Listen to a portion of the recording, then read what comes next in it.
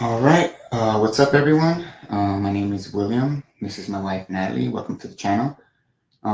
This channel, mainly, the main purpose of this channel, is simply to debunk the globe Earth claim or the globe Earth concept, using the basic or by understanding basic physics, in other words. So, for anyone who's new to the subject or new to the channel, I'm gonna go over the two top proofs that debunks the globe Earth before I get started with the rest of the video. So I'll try to get through it pretty fast. So how do we debunk the globe Earth?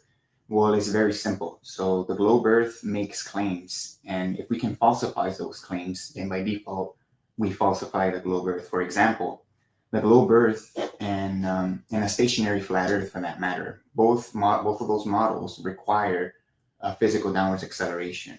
What does that mean? That means that when I'm holding an object like this, any object, right?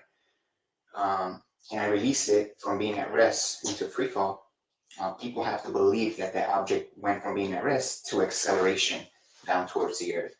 Why do people have to believe that in order for the globe Earth concept to be taken serious? Well, because if we can prove that objects don't accelerate down in free fall, in other words, gravity as a pulling force doesn't exist, and it's actually the Earth that comes up to meet the object instead, then that wouldn't work from a globe Earth, because up is relative on a ball, for example. So if you're standing here, up will be this way. If you're standing down here, up will be, opposite of the person on top here. And then if you're standing here, up will be this way. And if you're standing here, up will be this way. So up is relative on a ball, meaning it's in every direction away from the center.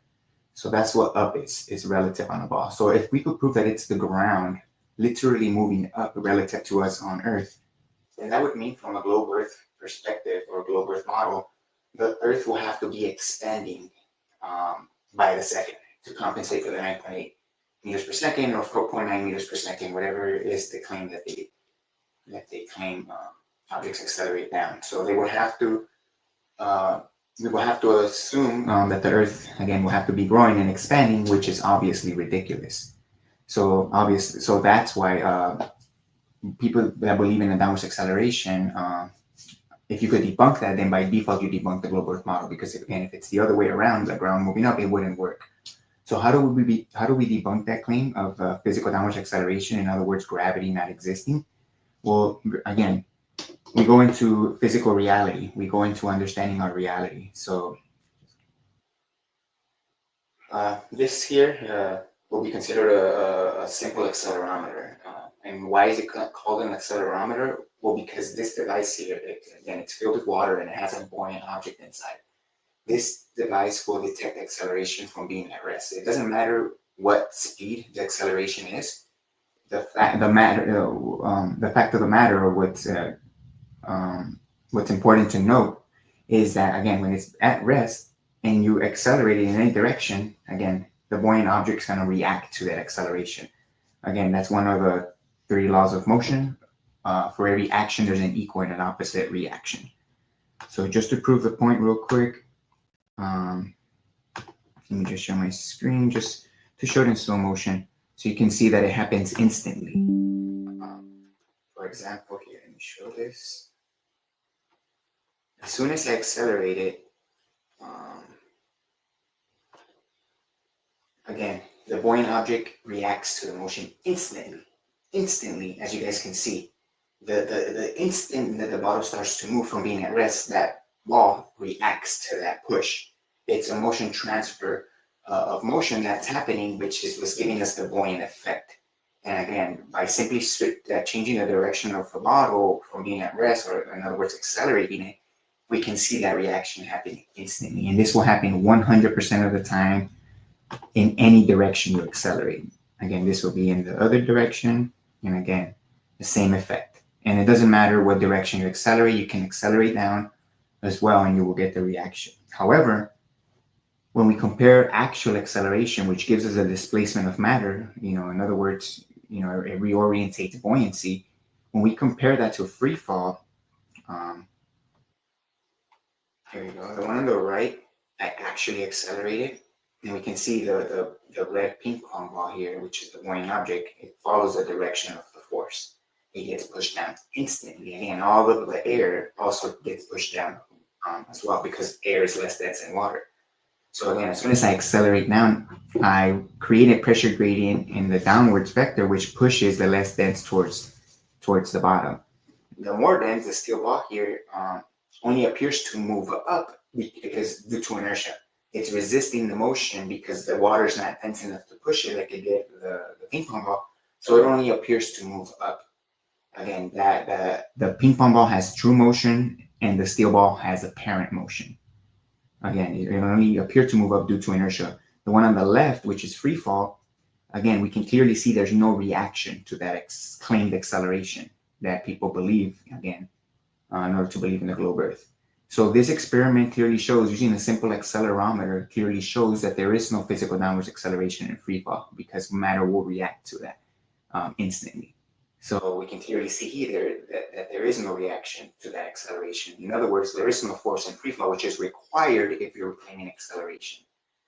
So again, matter shows that there is no physical downward acceleration in free fall, which literally debunks the globe Earth, because they require, again, for you to believe that there is a physical downward acceleration, which is not there. The fact is that it's the Earth, again, pushing up, giving us the pressure gradient and the air, and anything that's less dense, like a helium balloon that rises, again, it's being pushed by the air, which is also traveling in that same direction. Again, the air and water cannot create pressure on their own. It's an effect of a container that's in motion. In other words, the container that the air and water are in literally have to be pushing it to be able to create that pressure gradient, or that resistance, again, to inertia, and then which gives us our pressure gradient, which gives us our weight and buoyancy. So again, the upwards push of the Earth debunks the whole heliocentric model. Because again, in order for the Earth to be able to push up on you, it literally has to be in motion. And that's what buoyancy shows. Buoyancy is only a factor when connected to the Earth. So that'll be the number one proof to debunk the globe Earth model, again, because without that belief in gravity, the whole heliocentric model falls apart, because the whole heliocentric model belief relies on that theory. So it's a whole belief system based on a theory, which is not true. So the whole globe Earth model starts from a false premise, in other words. So the number two proof is very simple. Again, the globe Earth makes claims. They also claim that they have satellites orbiting the Earth. So in other words, they need to know the radius of orbit if they're supposedly going around the Earth. So they need to know the radius of the Earth. So they do tell us the radius of the Earth. Here, let me share my screen again, just to make the point. Again, this is for anybody who's new to this, because I know the majority of you obviously already know all of this. But again, just wanted to make a point. Also, the link's already there, available for anybody that wants to join anytime right now. So to have a chat about this, feel free. The link's there. So again, anybody that wants to join, feel free to join. Yeah, you're not interrupting. You won't be interrupting me. I could put it on pause and I could continue after. So again, let's go back. Yeah. So again, the globe Earth claims to have satellites orbiting the Earth. So we need to know the radius of orbit. So they do tell us the radius of the Earth is 3,959 miles, which means that there has to be curvature every mile, and every mile it has to increase. So using a simple formula like the Pythagorean theorem, a squared plus b squared equals c squared, we can literally calculate for the curvature. Again, given the radius and the length we're measuring over, technically there should be a curvature drop of 8 inches per mile squared. So that means that in 3 miles, there should be 6 feet of measurable curvature, and in 10 miles, there should be 66 feet. Again, but when we go out to nature and, again, understanding basic physics, when water is contained at rest, water is going to show that, the surface of water doesn't have the ability to hump. So if we went to a lake that was miles across to physically measure for this curvature, water is going to show us that it's going to be parallel, or, in other words, horizontal, when we go out to measure it to a structure, relative to a structure. But they're trying to tell us that the Earth is curving the surface of water, in other words, water level, that it's curving, again, 8 inches per mile square, which in 3 miles, there should be a 6-foot drop. So if we start at 5 feet, the gap between the level structure and the water level, in 3 miles, you're telling us the water level is going to deviate 6 feet from the level. But we understand physics, the water doesn't have the ability to do that. So again, a physical direct measurement of the Earth will show that the curvature of the Earth is physically impossible, in other words. Because again, the globe Earth relies on the idea or the belief in gravity, which is supposedly bending and curving the water, which is making water level curve. But again, if we understand the first proof that, man, that there is no physical balance of acceleration, then that explanation literally just goes out the window. Because I know people like to say, well, oh, it only curves at a small scale. And it doesn't curve in a small scale, and it only curves in a large scale. But again, they're having to believe in this idea or of a pulling force of gravity, which again doesn't exist. And again, it doesn't matter the scale of the body of water, the surface is never gonna show convexity, it's never gonna curve and maintain that curve. That defies physics, as well as acceleration without any effects of acceleration. That also defies physics. So those are the two top proofs that physically debunk the whole heliocentric model. And again, if anybody has any trouble understanding that or anything that I've said, you can join the live stream and we can go step by step. I'll definitely be picking your brain and I'll be asking you for your logic and reason to why you hold the beliefs about the Earth that you do. Because at the end of the day, the Earth doesn't require a belief. Understanding the Earth, understanding physicality doesn't require a belief. It's about understanding cause and effect. That's what the whole scientific method is about. It's about understanding cause and effect. And that's how we understand or get a better understanding of our reality, especially when we're talking about the Earth. The Earth being this physical reality we're experiencing. Again, understanding cause and effect is what's going to get us closest to the objective truth about the Earth. So, again, so that was the two top proofs. I guess I'll say hi to the chat real quick before I get to the beginning of the video. Earthship Bear, Sean, Skilly, Execrate Angela, JC, Sir Turtle Otter, Mark of Melbourne. All right, what's up, everyone? Thanks for joining the live. So I guess we'll get started to the title of the video. What is momentum? Right. So again, this is a response to James M, which was one of Nachiketa's, I guess, subscribers or viewers or whatever you want to call him. I'm going to assume he's a stationary flat earther. I think we'll be going over the conversation he had and I guess going over the points that he made. But again, before we get started with that video, I wanted to again clarify what is momentum, right? So I guess we'll pull up the mainstream definition and then try to understand it to be able to simplify it. In other words, or understand it and then hopefully we could simplify it. So let me just share my screen here.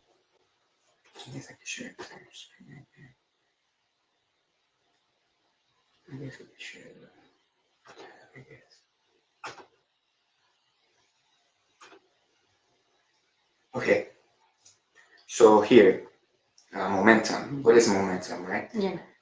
Yeah. So momentum is a fundamental concept in physics that describes the motion of an object. So again, right off the bat, momentum has to do with describing the motion of an object. So it has to do with motion, in other words, of matter. To put it in simple terms. It is calculated by multiplying the object's mass by its velocity, and it's represented mathematically as P equals m times velocity.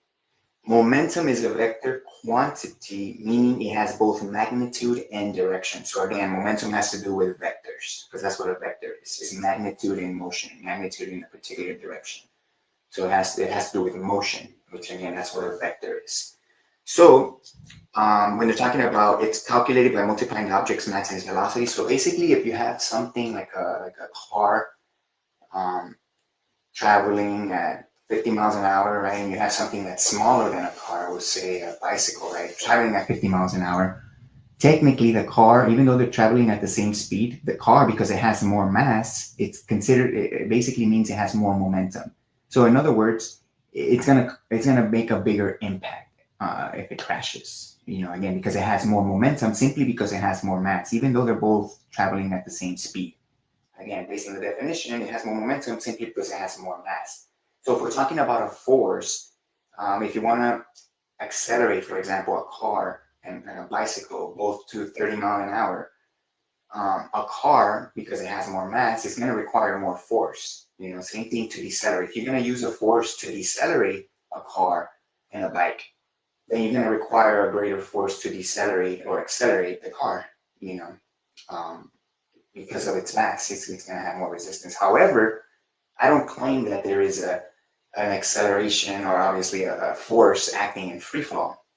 So therefore, those principles about requiring a greater force to decelerate at the same rate, I don't make that claim about a force. What I do claim is that matter resists motion due to inertia. Again, there is an external cause to matter that makes matter want to remain static or make it motionless, right? So the reason why a car and a bicycle will decelerate at the same rate, even though the car has more momentum, in other words, more mass, is because, again, the resistance to matter is proportional to its mass. In other words, the more mass an object has, the more resistance it's going to have. So in other words, a car and a bicycle are going to decelerate at the same rate in free fall because inertia is the only thing at play at that point. And again, the more mass something has, the more resistance it's going to have, which means the more pushback. And again, inertia being the resistance to matter and it's proportional to its mass means that everything's going to decelerate at the same rate, even though it has more mass. Why? Because if it has more mass, that means it has more resistance. So if it has less mass, it has less resistance. So again, it's all proportional to its mass based on inertia. That's how inertia affects matter. That's a fact. Matter does have resistance, and the more mass matter has, then the more resistance it's going to have. So again, now if you claim,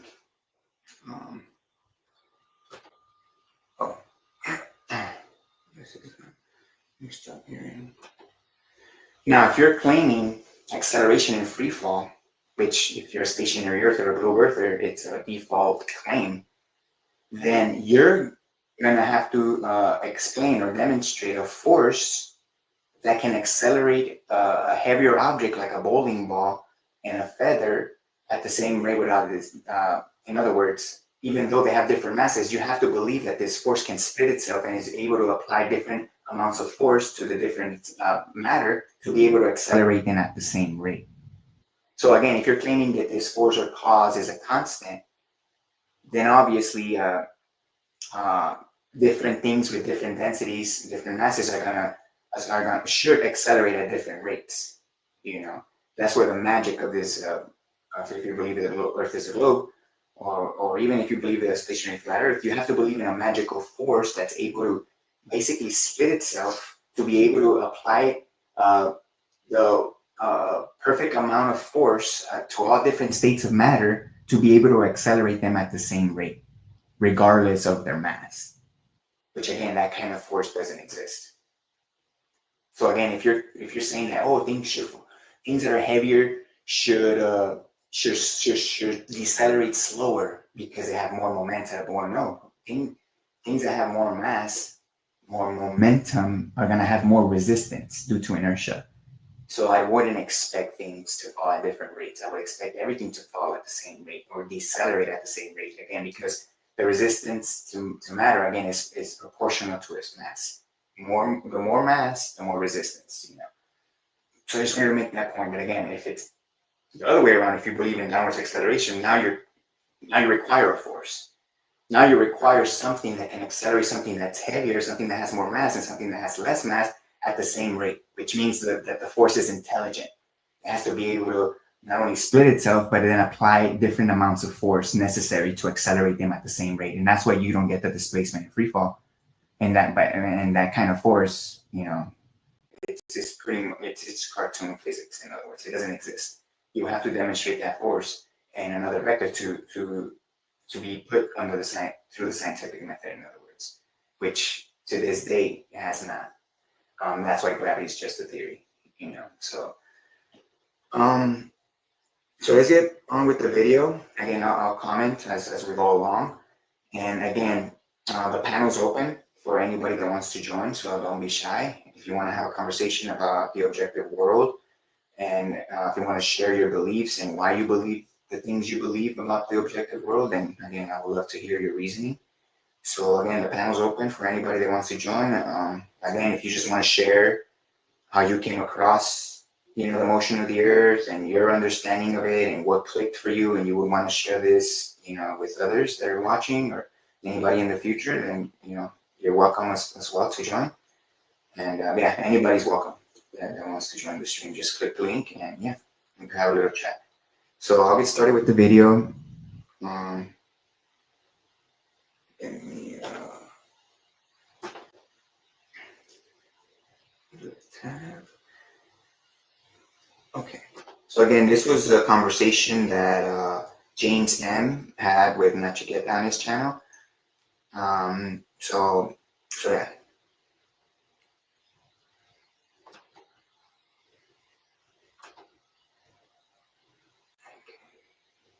Is that you? Correct. Hello? I can barely hear you. Can you I hear my How's that? I hear myself. Yeah, you sound fine. So welcome to the panel. Hey, how are you?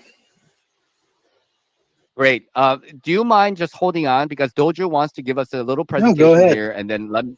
Okay, thank you very much. Go ahead, Dojo, if you would like to play that video. How long is the video? I hope it's not too long. 98 seconds. Okay, great. Let's watch. Okay. So yeah, I don't really have to preface this. There will be some volume, so I'll include the volume because I think there's an explanation as well. Okay. We have quantum locking. The superconductor is locked in space, and it stays wherever I put it.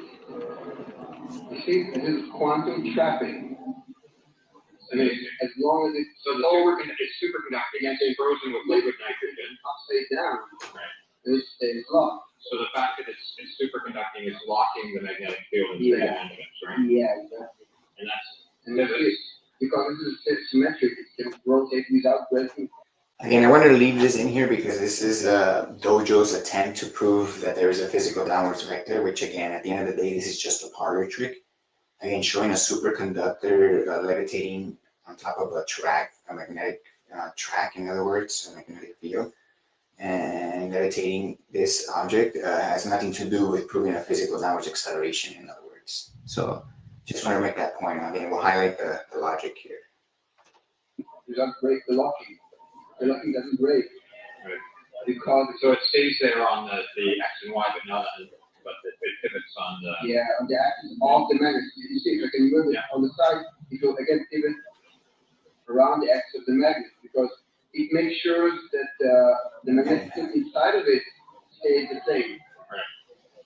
That's fine. Can you put it on the track for us? Yeah. I just let it the track quite high, and I can just rotate it.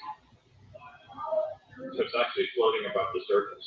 Yeah, it's not rotating, it's locked above the surface. So you could tilt it at an angle and it would fly around like this, and it would just go around like this, and then go and put it at different heights, and then like this. Lock it at the height. Lock it, yeah, different height, different configuration.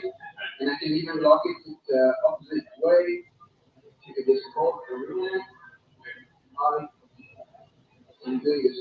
And locking it upside down, and then it is suspended. Okay. Well, the thing is, before I let Dojo speak here, the thing is that if you were to put an accelerometer on top of that superconductor, like a tiny accelerometer, in other words, a container with half air and half water, from being at rest, if you put it into motion, the water's going to displace 100% of the time. You know, this electromagnetic field, this track, in other words, this magnetic field, might move the metal objects, obviously, but it's not going to move the water, the gas, and the solid at the same rate without displacing. The displacement is still going to be there. It's not going to act on all the matter equally, which is the claim in free fall, whether you believe a stationary flat Earth or a globe Earth. That's what the claim is. Acceleration without displacement of solids, liquids, and gas.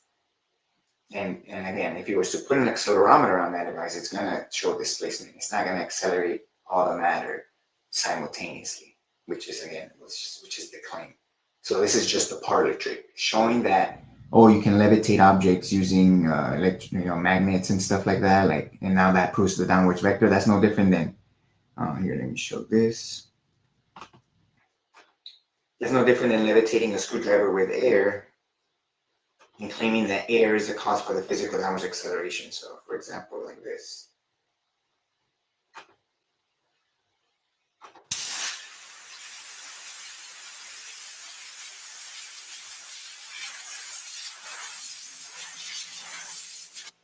Now what's happening? So again, just because you can levitate an object using air, it doesn't mean that air is the cause for this physical downward acceleration without displacement. Again, that's just a parlor trick. Again, just like rubbing a balloon on your head and sticking it to the ceiling and saying that, look, electrostatics can affect matter. Okay, but can it accelerate solid, liquids, and gas without displacing? Because that's the claim in free fall. And the answer is no. So again, all of these demonstrations of levitating objects, using whether air or whatever, it's just a parlor trick. It has nothing to do with the claims that are being made. And again, it's just trying to sway, the gullible at the end of the day. Which makes you wonder why, why do that? Yeah, why go through all these mental gymnastics when reality shows that's If impossible? only they put this much effort into proving, downwards acceleration. Well, this is their attempt, and it's a poor attempt, Well, pretty much. again, it's not a method, it's a parlor trick. Yeah, again. I'm pretty sure if he's thinking, he knows that. Right. Okay, so that All is right. that is a demonstration of the magnetic field as a force of motion, or as a force itself Okay, again, we just showed that air pressure was also a force of motion. It was able to levitate the screwdriver, stopping it from falling, right? So again, it was able to affect it. Does that mean that's the cause for the physical downward acceleration? Again, no. Just because, again, you can levitate an object using something, that doesn't mean that something is the cause now for the displacement, acceleration without displacement. Again, it's literally that simple to see the flaws in the logic. to overcome such things as gravity. And so I believe that is a demonstration for the force of the electrostatic as a cause for the downward vector. Alrighty. Thank you for sharing that. James, welcome to the panel. Do you Yes, want thank to? you. Yeah. Thank you for being here, and I appreciate you coming up and actually having a conversation. And you're a man of your word, so I do good. appreciate that. Yeah, let's just continue where we left off when we were talking about momentum. Absolutely. Go ahead. So if it's moving up at a constant rate, carrying everything with it, then a car, which is quite heavy, and a baseball, which is not as heavy as a car, would have different amounts of momentum, correct? Again, we don't even have to say that the car is heavier because, again, weight is an effect of a force and a resistance to the force. So we can say that a car has more mass. That's the key here. It has more mass, right? And obviously due to the inertia, the resistance to inertia, when it's on Earth, then it has more weight because it has more resistance now. Because it has more mass. It has to do with the resistance of motion, right, at the end of the day. So very easy.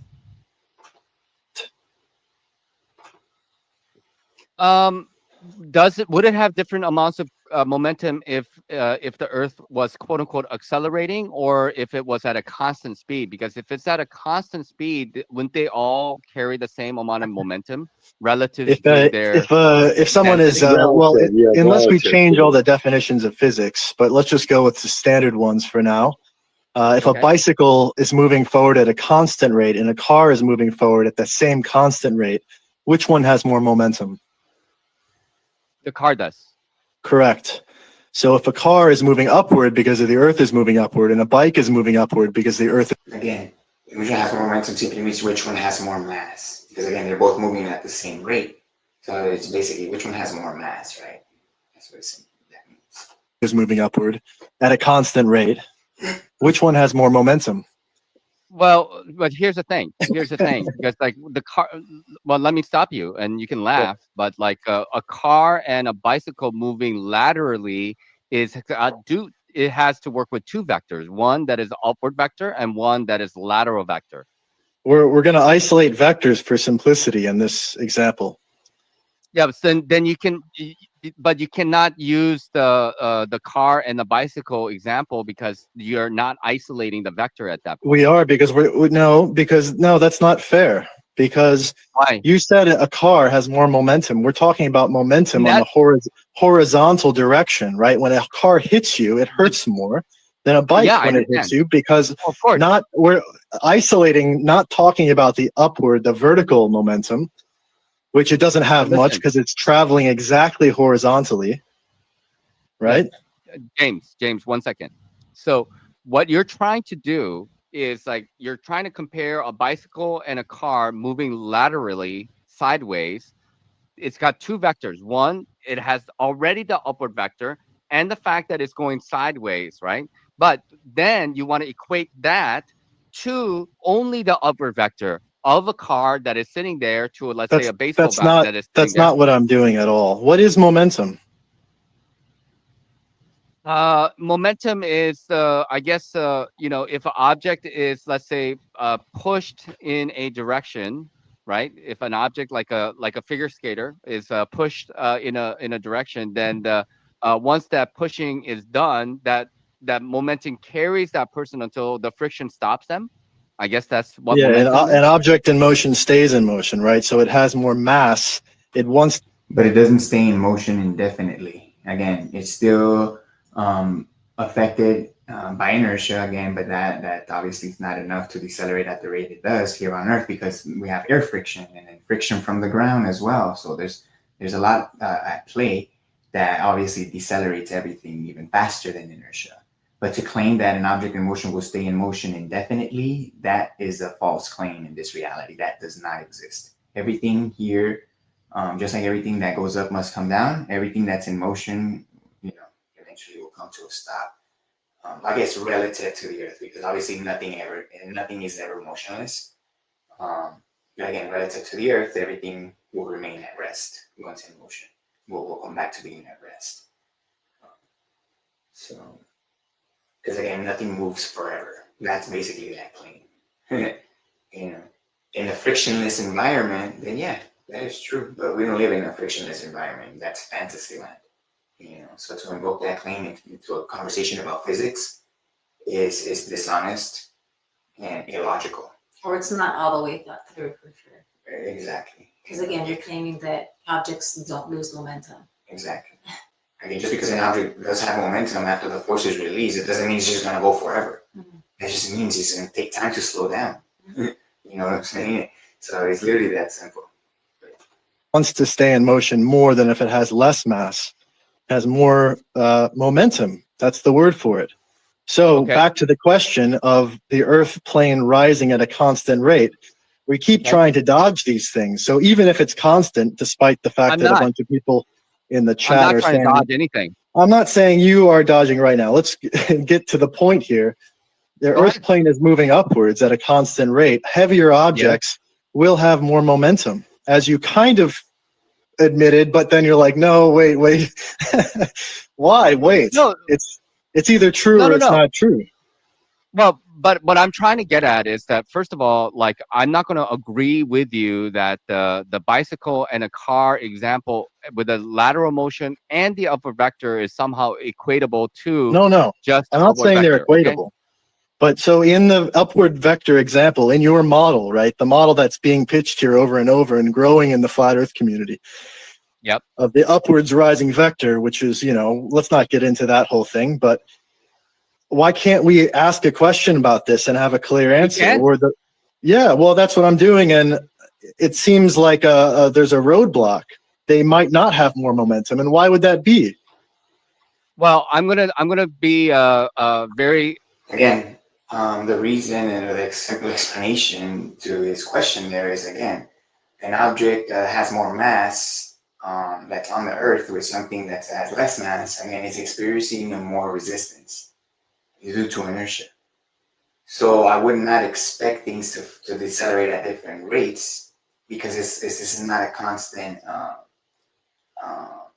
the resistance is not constant. It's not like it's not a force. That's why, So again, the resistance, something that has more mass, more momentum, is going to have more resistance, and therefore it's going to be pushing back more. So again, it's going to be the resistance is proportional to the object's mass. So it's going to all decelerate at the same rate because of the different amounts of mass are giving the different amounts of resistance. It's that simple. succinct here. So I will tell you that a car weighs more than a baseball bat. Okay, Oh, okay. that is true. Yeah. I mean, that is true, 100%. A car weighs more than a baseball bat. So what you're saying is that if our like theory, let's just call it, of the upward vector to be true, then the car would have quote unquote more momentum than the baseball bat. So if the car and the baseball bat, let's just say, for the sake of argument, that the car and the baseball bat are being flying on an airplane, and then people drop the car and the baseball bat, because if you're flying on an airplane, you still No, have let's say they're on top of a skyscraper. Let's not have air in between the earth plane and the car to complicate things. They're on a skyscraper, on the edge of a skyscraper, and we're going to push them off the edge. Okay. Right? And so they're all going up with the earth plane at the same constant rate, and the car has a lot more momentum because objects in motion stay in motion. That was never in. Again, the car has more mass. In other words, it has more resistance. So an object in motion will not stay in motion because there's a resistance to the motion that giving the car the weight, whatever that's giving it its weight, the resistance to the force. That basically shows that an object in motion will not stay in motion. It's going to decelerate due to inertia, which is the resistance to motion, which is a deceleration. Again, something that has more mass is going to have more resistance, which means it's going to decelerate something at the same rate as something that has less mass and less resistance. They're both going to decelerate at the same rate due to inertia if there's no other factor involved. In all of physics, the chat is all about, you have to, if you understand physics, then you're an upward vector guy. Where is that coming from? In all of physics, no matter if you're going horizontally or vertically, momentum is momentum. So the car would fall slower because it has more upwards momentum than the ball. Because again, it wouldn't fall slower. On a globe Earth model, it will decelerate slower. It should decelerate slower if you're claiming gravity or whatever force you're claiming that accelerates matter is a constant. Then something that's heavier or has more mass, it's gonna accelerate slower. So again, he's trying to flip the logic here. In other words, he understands obviously the fact that he's using the word momentum and how it should decelerate slower. He understands that obviously something that has more mass is going to require more force to accelerate or decelerate, which again, in his position of a stationary flat Earth, he has to claim that there is an acceleration in free fall, which requires a force, which again means that if it's a constant, that would mean that something that's heavier or has more mass should accelerate way slower. So this is something he should be working out with himself within his own model. But again, he's asking that question to someone like me, which I don't make that claim that there's a force acting in free fall. It's all the resistance due to inertia. So again, he's just trying to flip, the burden of proof or the claims, in other words. When his own model would literally show that, if it's a constant force, then something that has more mass should accelerate slower. But that's not the case in a vacuum. Everything accelerates or decelerates at the same rate. Or accelerates if you claim acceleration in free fall. So it's falling is the opposite direction of the momentum that it's going in from the Earth plane moving upwards. Yes. So your position is that because the car weighs more, and then the constant push of the car going upward, because the upward vector is the cause of the weight, right? The weight of the car is due to the No, upward vector. we don't Yes? need to get into what causes mass. I'm not making a claim about what the No, no, cause no, of no, mass is. no, Yeah, no, no, no, I'm no. saying I'm saying not even talking about mass. I'm saying the momentum of it. Yes, the momentum of something moving, because the claim here is that we're not still or stationary. Everything's moving at an unknown speed upwards. Well, So unknown that, constant speed, unknown constant speed. yeah, even though a bunch of people in the chat are saying acceleration, I'm going No, with no, no, your no, no, no. Again, the people that are claiming acceleration, like Ken, right? Ken, one of the subscribers or viewers here, he claims that the Earth is moving up, but it's constantly accelerating. So I don't know where the fuck he gets that claim from, because obviously our weight will have to be increasing, into infinity. But obviously that's not the case.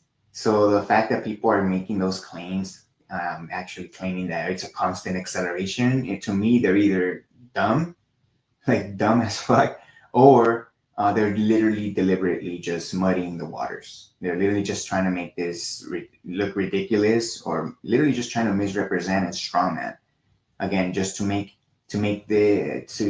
able to attack, and to be able to attack those claims. And then if you attack those claims and destroy those claims, then you destroy the concept, right? But that's the thing. The Earth is not accelerating. These are straw man arguments. So the fact that he's bringing this into the conversation like it's gonna have any merit, it's pretty weak. Again, trying to straw man, and it just shows that you're weak, in my opinion. Again, nothing personal, just calling out the claims here. No, no, no, no, no. No, James. I realize that's not your position. I'm saying on your position, it's constant. That's a position of most upward vectors that I know of. At least the ones that I speak with, they all believe that is a constant speed. That's fine. Constant. And that's Okay, fine. fine. So that's why we're going with that. And a constant speed that does not somehow magically make momentum not a thing. Momentum is still a thing. Okay. So Josh, therefore, go ahead. No. Well, therefore, things that are heavier would have more momentum and therefore would fall more slowly, because again, they wouldn't fall more slowly because it's gonna have more resistance. So again, you keep saying, oh, it has more momentum because it's heavier, right? Again, it has more mass. That simply just means it has more resistance. So again, it would not decelerate it slower. Why? Because it has more resistance. Again, obviously he understands, what he's saying. He's like to think he understands what he's saying. He's just trying to flip it. The fact is that his claim of a stationary Earth that requires a downward acceleration by some kind of magical force would either, again, accelerate the heavier or objects with more mass slower, or you're going to have to claim that it is a magical force that can split itself. It's intelligent and it knows how much force to apply to different amounts of masses, to be able to accelerate them at the same rate. Again, it's either one or the other. You have to believe that, again, this magical force that's intelligent is able to split itself, or then objects that with more mass should accelerate slower. So I will flip that back to you.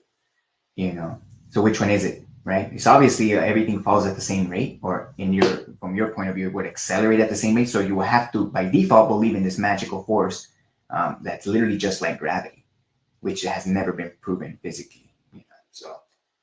So again, it's literally that simple to understand. They're going upwards with more momentum, and to start going downwards, as soon as you push it off the edge, it still has the momentum. You didn't stop it from going upwards and then push it downwards, or then push it off the edge. You just pushed it off the edge. Opposite? Well, let me just say, would the opposite be true? Because like if you're a stationary flat earther, and then these objects, like a car and a baseball. So, Mr. Obvious, so basically what James is trying to say, that because like a car compared to a bike, obviously a car has way more mass than a bicycle, and if everything's moving at the same rate with the Earth, technically the car will technically have more momentum, right? But the thing is that when we're talking about the upwards vector, matter is affected by inertia. I mean, matter is always affected by inertia, but when we're talking about the upwards vector, the reason why things fall, again, is the resistance to the motion. In other words, the more mass an object has, the more resistance it's going to have. So he's obfuscating that fact. He's not even acknowledging that fact that the more mass there is, the more resistance there's going to be. So he's obfuscating that to then be able to say, well, then heavier objects, an object in motion will stay in motion. So whatever's causing things to fall down should affect, the one with more mass less. So it should fall slower. That's basically what he's trying to say. But again, he's not accounting for the fact that the more mass something has that's already in motion, again, it's going to have more resistance. That's what literally gives matter its weight. So the more mass something has, the more weight it's going to have, which means the more resistance it's going to have. Something that has less mass is going to have less resistance, which means in free fall, when it's just inertia at play, slowing matter down, it's going to decelerate it all at the same rate, because the resistance to matter is proportional to its mass. That simply means that something that has more mass is going to have more resistance. And that is the reason why everything decelerates at the same rate. So again, if you're claiming acceleration in free fall, again, you would have to claim that there's a magical force that can split itself and apply different amounts of force to different matter to accelerate them at the same rate. So that's, he's not saying the flaws in his logic, that's exactly what he believes. But he's trying to say, what he's trying to strawman the argument with, someone like myself, the strawman he's trying to use is literally what he's dismissing from his model. He's not even acknowledging it. So yeah, I'm hoping that makes some sense, but we'll continue. Baseball bat, because they have different masses or weight to it. Would a car fall faster than a baseball bat? That's what we observe, yes. But let's get into what this predicts, though. That's the issue. The difference, we know they at least fall pretty similarly. It's not as if in real life heavy things fall way more slowly, which is what your model is predicting. In a vacuum, What's that, everything falls the same space. In a vacuum, everything. So some examples of obviously something that has more mass is going to have more resistance. Again, it doesn't matter whether you believe in a globe Earth, a stationary flat Earth, or accept the level Earth. Something that has more mass is going to have more resistance to motion. In other words, it's going to require, if you want to move something horizontally, for example, that has more mass, it's going to require more force to move that than something that has less mass. Again, because it's going to have more resistance. So that's something that can be demonstrated every day, replicated, repeated, could be put to the scientific method, matters has a resistance to motion. So yeah. Everything falls at the same rate, right? We've never seen a vacuum before. Nobody's seen a vacuum. That's true. Okay, so let's stick with observable reality here. I mean, no. Well, but we have videos of people dropping feather and a steel ball in a vacuum, like so-called. They take the air, enough air out of it where it's no longer resisting. I've seen these. We're getting way off track here, because. Good point, JC. Obviously, if James thinks that this debunks the upwards vector, then by default he's debunking his own claim, using his own reasoning. Like I said, he's literally just trying to flip the physics. He's just trying to flip the claims here. And if he actually believes that this debunks the upwards vector, then by default, he's debunked his own claim of a downwards acceleration. If this is the only thing that in his head debunks it, then he's basically debunked himself. It's pretty funny, but yeah, it's pretty true, JC. It's a good point. But there's no answer but you in agree. your model.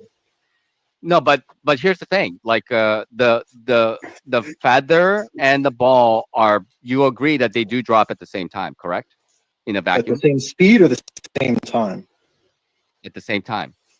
And same speed. I mean, if they're dropping at the same rate, we could say, because again, speed or velocity is distance over time. So at the same rate, we could say, not the speed, time, rate. Because that's what velocity and speed is at the end of the day, is distance over time.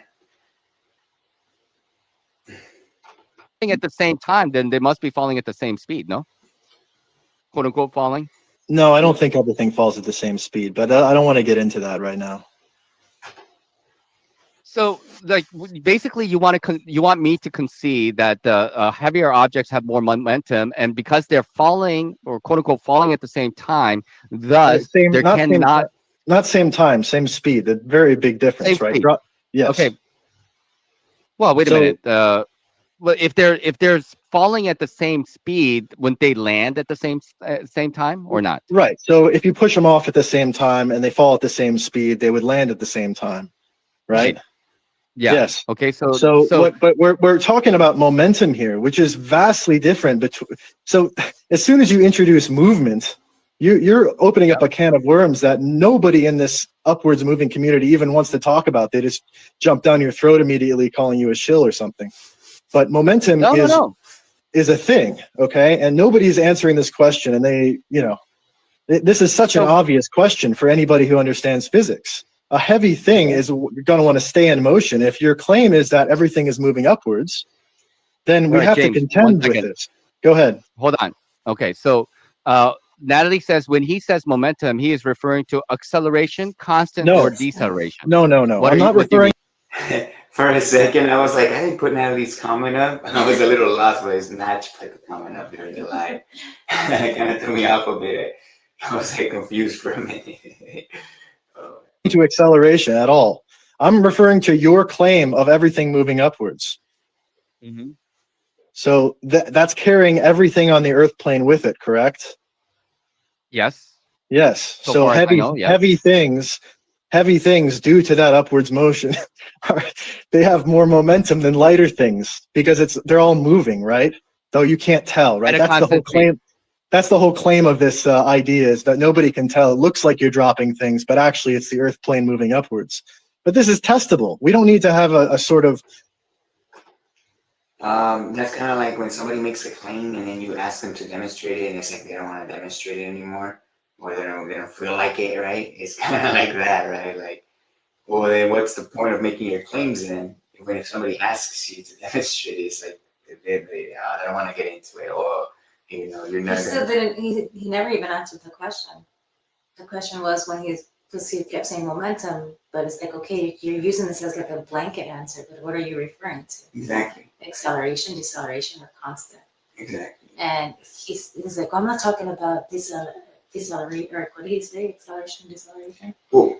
And then he just kept talking. He still didn't answer what he meant when he uses the word momentum. Again, he didn't really get into like exactly what he meant when he was talking about momentum, and that's why I wanted to go over that first before going into the video. Well, that's why I asked that day. It's like, well, he's just saying this, like, but what does he mean when he is using the word momentum? I want to know what he means. Yeah, it just simply means that it has more mass, so it's gonna require. It's gonna. No, yeah, I know what momentum means. I was trying to see what he meant when he uses it. Yeah, obviously. Because obviously people have different interpretations. Yeah, obviously. So yeah. I was trying to clarify what he was saying. Yeah. Like Scythe said, some kind of idea of what if it stops. No, we don't need to do that. This is very easy to disprove. There's so many disproofs for this. Okay, so like I don't know what do you consider yourself a flat earther? Even do we need to even talk about that? Are you No, we a don't need to talk stationary about flat that. earther? Yeah, stationary flat. So what is your view on how gravitas is working in your model? Let's talk about that. Will things gravitate? No, I don't believe. I'm not a gravity believer, but I don't think I need to. No, I said gravitas. Yeah, I realize. I said gravitas. Yeah, okay, yeah. So gravitas is just things falling, quote unquote falling. So I'm not saying that you need to demonstrate it, but if you have a position, right? If you have a position, then you also need to explain your position as well. No, that's not how debate works. I don't need to prove mine in order to not disprove yours. Falsification is the method of science. So I'm not proposing anything here. Obviously. Okay, using his logic again, falsification is the method of science. If he really wants to go by that, then his whole model, the stationary flat Earth model, is easily falsifiable by the fact that there is no measurable physical downwards acceleration. Again, using his own logic, he's debunking himself. Like, this is embarrassing. if you ask me. I would love to have a chat with James M. Obviously he's not even in the chat right now, but we did invite him over. That we did tell him that we were going to have a live, but obviously, everybody's schedule is different, so I understand that. But if you're really interested, James, again, you can reach out. We could set up a time and date if you really want to have a chat about this. Maybe, again, I don't want to just talk behind your back, in other words. But again, I would love to pick your brain and your reasoning and your logic to why you believe what you believe. And again, this is not an attack. This is simply just just trying to literally understand where you're coming from. And so far, it makes no sense. So again, I'm not trying to talk shit or anything, but yeah. Obviously, heavier things displace lighter things. But if we're going to say Okay. everything falls, and it's actually not displacement, it's actually the Earth plane moving upwards. So now we have displacement and we have the Earth plane moving upwards, which is very confusing, first of all. And second of all, it's easy to disprove, right? Another one, let's just go to another one, because the momentum one is a big sticking point here. So if it's moving at a constant rate, then everything is falling because the Earth is moving up at a constant rate. Then why would you fall faster off a skyscraper? All right, yeah, not everything's not falling just because the Earth is moving up. It's falling behind. In other words, it's decelerating because of the resistance to the motion. Again, the inertial aspect of this reality that gives matter its inertia. So it's not just the Earth moving up that's giving us that effect of objects appearing to go down. Again, it's the resistance to that motion as well. Which again, it's proportional to an object's mass. The more mass it has, the more resistance it's going to have, which is the main part he's missing. Again, the resistance to matter is proportional to its mass, which is why everything decelerates at the same rate. The more mass something has, the more resistance it's going to have. The less mass it has, the less resistance it's going to have. So it's literally that simple again. Wait. Go back. Yes. Go back a little bit. So Yes. did you just say that the Earth is moving up constantly and then all the objects fall constantly? Is that what you just said? No, I didn't say that. I said, Okay, can you repeat that? I said if it is moving up at a constant rate, and that is why things fall. That's why things appear to fall. That's the claim, right? Yes. Then why would things fall faster off more distance than a short distance? Again, now he's asking, why do objects appear to accelerate down then if they're decelerating, right? So I've gone with this already, so I'll just give a quick explanation. So again, if you have two cars, for example, moving in the same direction at 100 miles an hour, and one car starts to decelerate, it doesn't matter what car starts to decelerate, but they say one car starts to decelerate to 95 and then 95 miles an hour a second, it starts to decelerate. The more the car decelerates, the greater the speed difference between the two is going to be. So it doesn't matter whether a car accelerates or decelerates. The difference in speed between the two, if one remains at a constant, obviously, and the other one decelerates, the difference in speed between the two is always going to be an acceleration. So the more time that the car decelerates, then the higher the difference in speed is going to be. And if it's a deceleration per second, then it's going to be an increase in speed per second as well, which is going to give you an appearance of an acceleration. Because again, the difference in speed between a constant moving object or mass, which will be the Earth, and a decelerating object, which will be the free-falling object, the difference in speed between the two is always going to be an acceleration. So the more that an object decelerates, the more the difference in speed is going to be between the constant and the decelerating object. So the higher you drop something, the higher the difference in speed is going to be between the Earth and the free-falling object. So it gives us the appearance like objects accelerating down, but it's simply decelerating and the Earth is catching up to it faster and faster, the more it loses momentum while remaining at a constant. So again, the difference in speed between the two is always going to be an acceleration, whether one accelerates or decelerates. The difference in speed between the two is always going to be an acceleration. So everything would approach the Earth plane at the same speed. No, not according to us. So like this is the way I would explain it. So if you can just follow me and my thinking for a little bit, let me just try to I don't know, make a visual out of it. So Earth is moving upwards. All the objects are moving with it upwards at a constant rate. When you drop an object, because it was also moving with the Earth, it starts to lose momentum, and then because it's losing momentum, right? It is gaining, like let's just pick a number. Like let's just say the Earth was rising up at 100 miles an hour. Let's just say, right? So the object and the Earth were both moving up together at 100 miles an hour. When the object was dropped, it's moving from 100 miles an hour initially to 90 miles to 80 miles to 70 miles, etc., etc. And while the Earth is still rising up, and that's why it appears like it is accelerating or moving faster.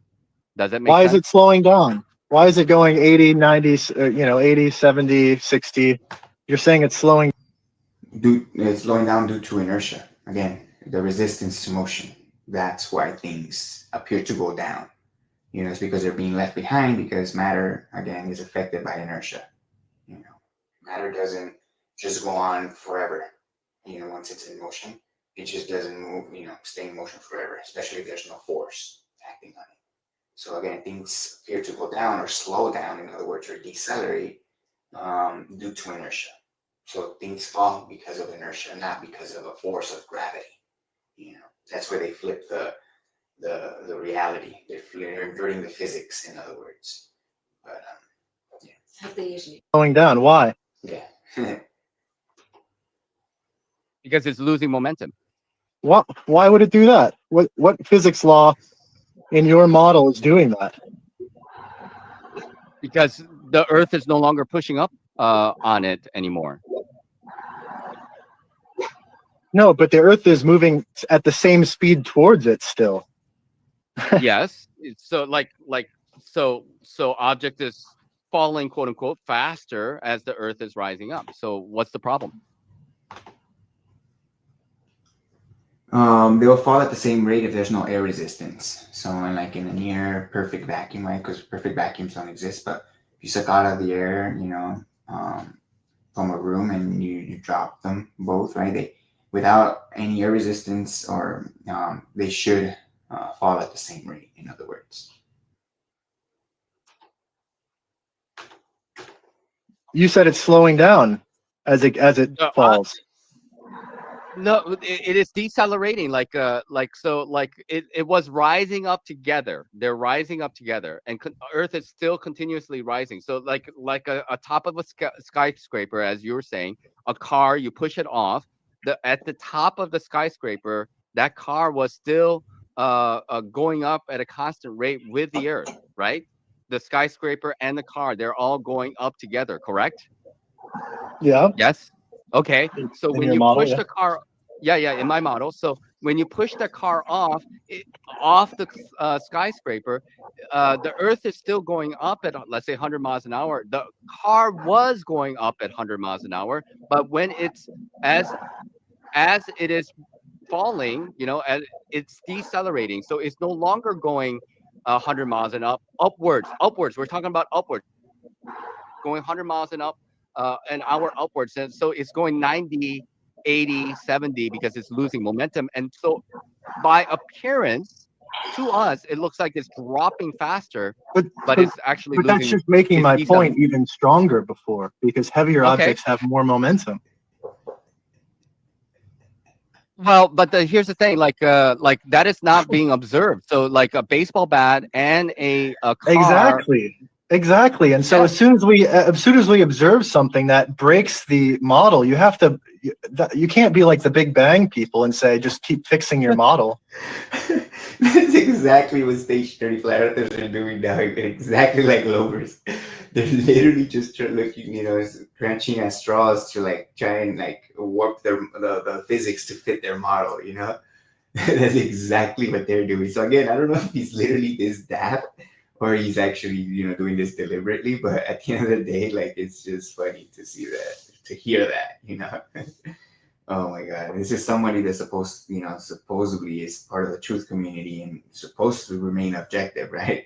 So yeah, it's funny to hear this. Let's just hope you actually watched this back and realized Again, what he sounded like. yeah, this is not an attack. Again, I'm not trying to make fun of you or anything. You know, I'm literally just laughing at the claims. You know, you don't have to make these claims. These claims don't represent who you are. You know, at the end of the day, they're just claims. So don't take it personal if I laugh at the claims. You know, but again, I'm putting it out there again. You know, if you want to have a chat about this, I'm willing to make the time. If you're only available during the day, I'll make the time. You know, during the day to have the chat. You know, if you're really interested. And then this goes off for anyone. You know, if 10 p.m. is not a good time for you to have a talk and you think you have something, you know, that I'm missing, you know, you like to highlight maybe some of the flaws in my logic, right? Reach out to me. You know, my email's in the description of every video. And yeah, we could set up a time and date, you know, to have a chat and share what findings you have, right? And again, for right now, the chats, you know, the panel's still open. The link's in the chat, it's pinned. So again, anybody that wants to join this conversation, again, if you think you could prove a globe Earth or a stationary flat Earth, then please come on. Please enlighten us. Don't hold back. No. You have to put it down. You have to say, hey, we have an observation that doesn't match because the heavier things would be falling way slower. Look, that's what we have to do as scientists. Look, I can concede. I know how to concede on things, and I'm going to tell you right now. I don't necessarily understand what it is that is happening there, according to your way of thinking about like heavier objects having more momentum, thus like it should be falling at a different speed. That's what you're claiming, when in fact they're falling at the same speed. Thus the upward. Execrate. I think what he's doing, he's kind of strawmanning that when an object's moving up, that you're going to require a force now to decelerate it, right? And obviously, the heavier mass is going to require, you know, if it's moving up and it's a force decelerating, then obviously it's going to require more force to decelerate the heavier mass than the lighter mass. So technically, if it's a constant force, then, you know, the heavier object should decelerate slower. You know, that's what he's trying to say. But again, we don't claim that it's a force, you know, that's decelerating object in free fall. It's literally the resistance to motion. It's a static field, if anything, which again affects matter differently relative to its mass. Something that has more mass is going to have more resistance. Again, something that has less mass is going to have less resistance. So again, he needs to understand his own model and understand that the claims there, the points he's trying to make here to debunk the motion of the Earth is literally the same points that debunk the stationary flat Earth and the globe Earth. So again, I don't know if hopefully this helps him see that, see the flaws in his logic. But again, he's trying to straw man at the end of the day, saying that one has more momentum, therefore it's going to require more force, so it should decelerate slower, in other words. So again, it's just a straw man argument. He was very cocky after this conversation in the chat, so who knows if you'll get to see it that way. Yeah, we'll see. Upward vector is incorrect. That's basically your way of thinking, right? It's not my way of thinking. It's exactly what your guys. I'm only using your own claims. So you're even using the word momentum, and I can barely understand Del when he talks. So it's pretty difficult to follow him. But you know, I know he's pointed to as like the source of truth for this currently, which is strange. He should write down how fast he thinks the Earth plane is moving upwards. It should be easy to calculate if it's all due to that. Oh man, like I mean, what does that have to do with anything? What is like having to know like the rate of the Earth? Like, why do we need to know the rate of the Earth to understand that buoyancy shows the direction of the force, shows the direction of the push? If we can see buoyancy, the effects of a force present, and understand that buoyancy, it's only an effect of the medium that's around it pushing it in that direction, which means the medium that surrounds it also has to be moving in that direction. To understand that, we don't need to understand the speed. Especially if we can recreate buoyancy in a different vector and also down. And also, if we can show that acceleration will always cause a spinning of matter, which is not there in free fall, like we don't need to know the speed of the Earth. Again, he's just trying to obfuscate. He's trying to ignore the practical and in favor of his beliefs. Yeah, just nitpicking. Just literally nitpicking, exactly. So again, it's a weak argument.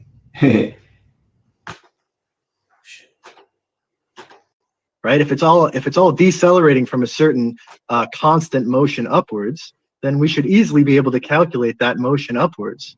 But How would nobody you do seems it? interested. How would you do it? Well, How would you do it? You said it's easy, so go ahead. Tell us how. I can write. I'll email it to you. I'll write it out for you. Go ahead. I mean, I can't write equations right here on the chat or on the while I'm Earth talking. But field agent. Again, at the end of the day, reality is not an equation. You know, the equations come after the understanding of the practical. So once you understand, oh, this happens because this happens, then now we could use a calculation to predict now, you know, based on cause and effect. You know, so again, the equations come after the understanding. You know, so the fact that he's trying to use equations to prove reality, when again reality basically proves itself, just shows that again he either doesn't understand what he's saying or he's just utilizing faulty reasoning. You know? But sorry. LOL. what's that? Earth-shaped field agent. Well, 9.8 meters a second squared is approximately the rate of acceleration of falling objects, correct? Again, and if you believe the Earth is stationary, then by default you're claiming that 9.8 meters per second acceleration rate is there, which again is 32 feet in 1 second. Which again, the mainstream doesn't even make that claim anymore. I mean, they make that claim, but it's weird when you look it up and what's the actual rate of objects falling in a vacuum. It says 4.9 meters per second, which is half the rate that the 9.8 meters is. So kind of weird that they claim 9.8 meters per second, but then you actually go and test it. I can not even test it, but I guess ask Google or ChatGPT or any of these mainstream search engines. They'll all say that in a vacuum, everything falls at 4.9 meters per second, which is half of that. So who knows what the exact deceleration rate or the rate of fall actually is, right? You know, who can actually create like a near perfect vacuum to be able to test this in their house or their backyard or their garage, right? So we just kind of have to take their word for it, because I didn't see a ruler, you know, when they make these drop tests in a vacuum. I haven't seen these drop tests in a vacuum done with a ruler, like to be actually measure the exact second and see how much, you know, distance it traveled or appeared to travel, right? So again, at the end of the day, it's irrelevant. You know, physics shows, we don't need to know the speed that the Earth is moving. Physics shows that it's the force we experience here on Earth is an upwards vector, you know, shown and proven by buoyancy. You know, if you're claiming that buoyancy can move in the opposite direction of the vector, which is down, then you need to demonstrate this force that can have split itself not only, you know, to affect matter, you know, equally, but to be able to invert itself at the same time, to be able to push something less dense in the opposite direction is pushing them more dense. Like, it's fucking retarded, but yeah. Can you repeat that? I wasn't listening. Yeah. 9.8 meters a second squared is approximately the rate Second per that second. Second per second, not second squared. meters There's per a difference, second. right? 9.8 meters per second, not 9.8 meters per second squared. I think there's a difference. No, there's no difference. That's they're both correct. That's how you write it. For example, like if you say 9.8 meters per second squared, I'm thinking that the first second it drops, let's just make it 10 meters, because 9.8 meters is 10 meters, okay? To make it easier, right? It means it falls approximately 9.8 meters a second in the first second, and I then understand. you square Yes. that. Yes, Which for is every second. so you're saying that in the first second that it drops 1 second. So you're saying, James, is that the first second it drops 9.8 meters, and then the second that it drops like 100 meters, nearly 100 meters? Because Yeah, like a 10, you have to factor in air and stuff. I'm just saying, I mean, do we not agree on the approximate observed speed that things fall? No, I do, but there's a difference. What I'm saying is that there is a difference between a second per second and a second squared, and that's where we're having a disagreement. So we need to agree on that first. What is a second per second?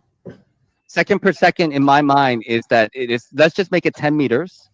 Let's just make it 10 meters to make it easier, rather than 9.8. So second per second means that 10 meters the first second. The second, you are adding 10 meters, so it's 20 meters, and the third second is you're adding another 10 meters, which is 30 meters. It's not. I don't think it goes from the 10 meters to 100 meters, and multiplying 100 to another square would be like 1,000. It doesn't drop from 10 meters to 100 meters to 10,000 meters in the third second, right? That kind of like hyperbolic acceleration. Yeah, you'd have to write out the equations on a board. I mean, talking about it is pretty confusing, I think. But I'm asking you you. have to basically agree on. You have your initial velocity, you have free fall time. T is time of the free fall, and there's a critical velocity, right? Because of air and stuff. Or who knows? Maybe there's another reason. But I'm just saying, can we agree on how quickly things have been observed to fall in our lives? Like, sure. Yeah. We can agree. Yeah. We can agree.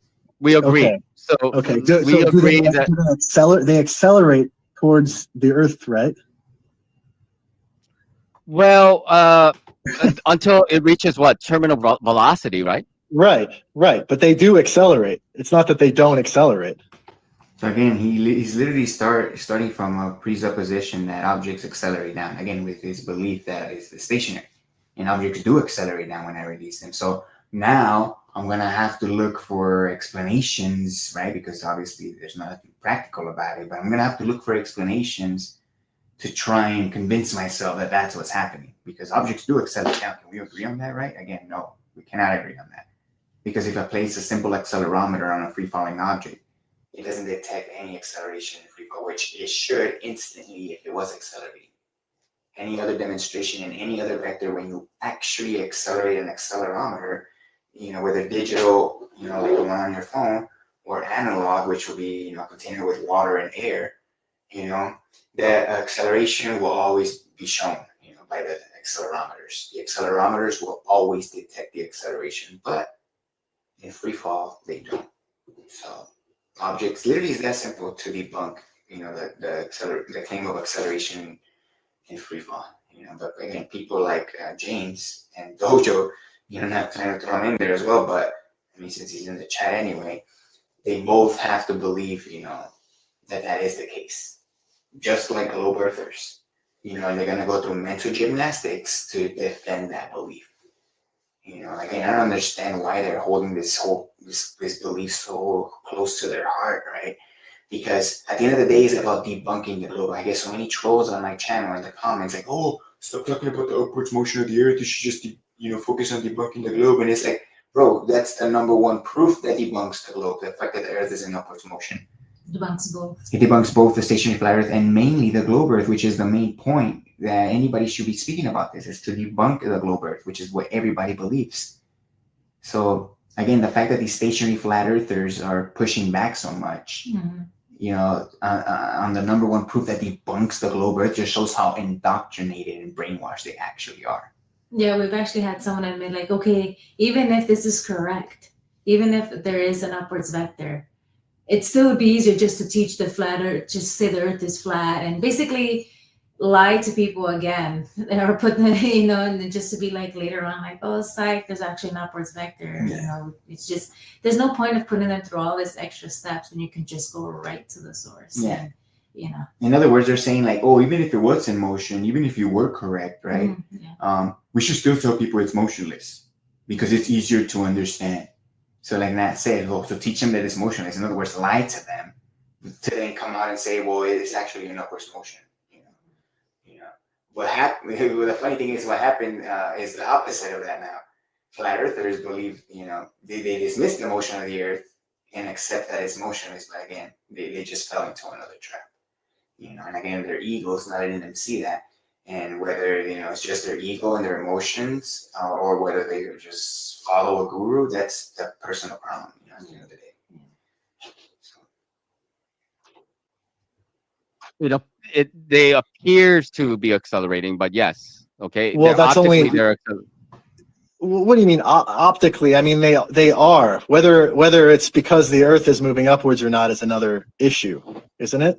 James, when you drop an accelerometer, like, from the So let's sky, get into that. what? Let's get into the accelerometer issue.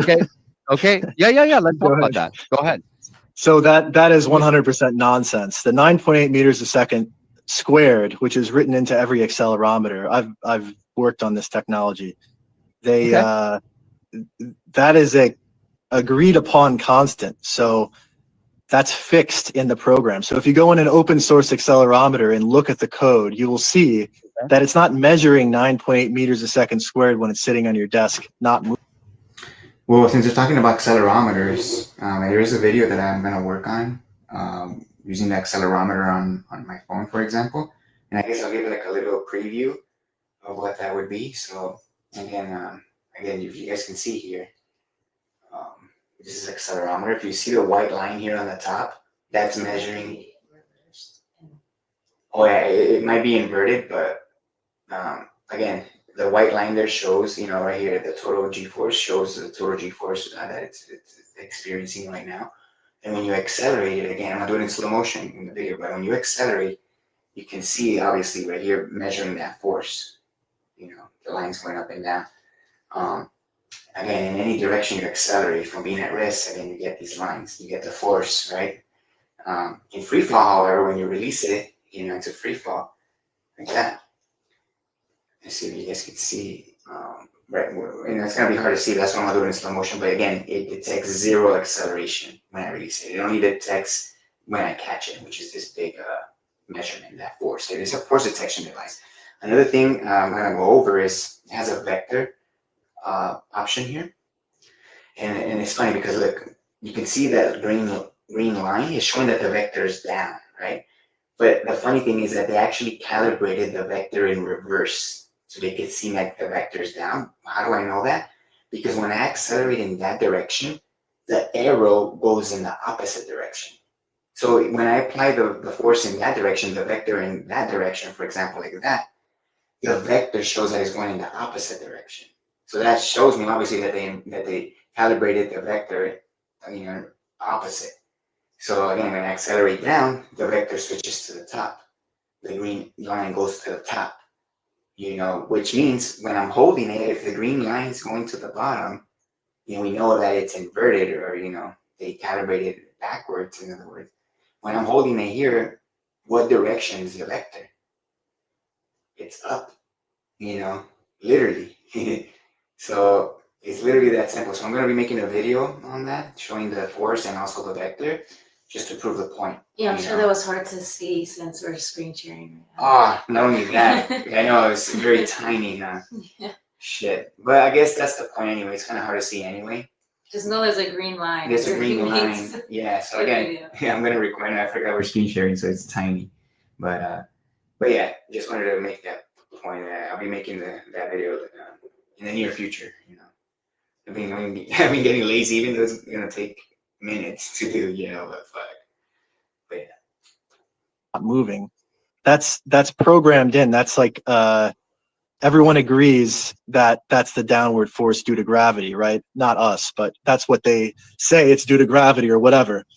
So that's in there. The accelerometer is not measuring something when it's saying that. It's still. It's not measuring anything. That's in the code. That's in every accelerometer's code. Hold on. Okay. So James, you worked on an accelerometer and such, and it's in the code of things, but can you explain to us how an accelerometer works? Again, the principles of how an accelerometer works, it doesn't matter what accelerometer you use, if it uses different states of matter, it doesn't matter, different materials, all that. The principles are all the same, which relies on the displacement of matter relative to the direction of the force or relative to the direction that it's moving. Again, because in any accelerometer you have, again, it's not going to be a rigid system. It's going to have loose parts. Again, those parts are going to displace relative to the direction that the container is moving in. Again, whatever accelerometer you use, whether it's digital or analog, the principles are always the same. It relies on the fact that matter displaces, again, due to inertia. you know. And again, if the force is greater or the medium is dense enough to push something that's less dense, then that would be a motion transfer of a force. So buoyancy again will show that as well. So yeah. Sure, yeah. Go ahead. It's displacement of whatever you put in there, but they have a tiny little mechanism.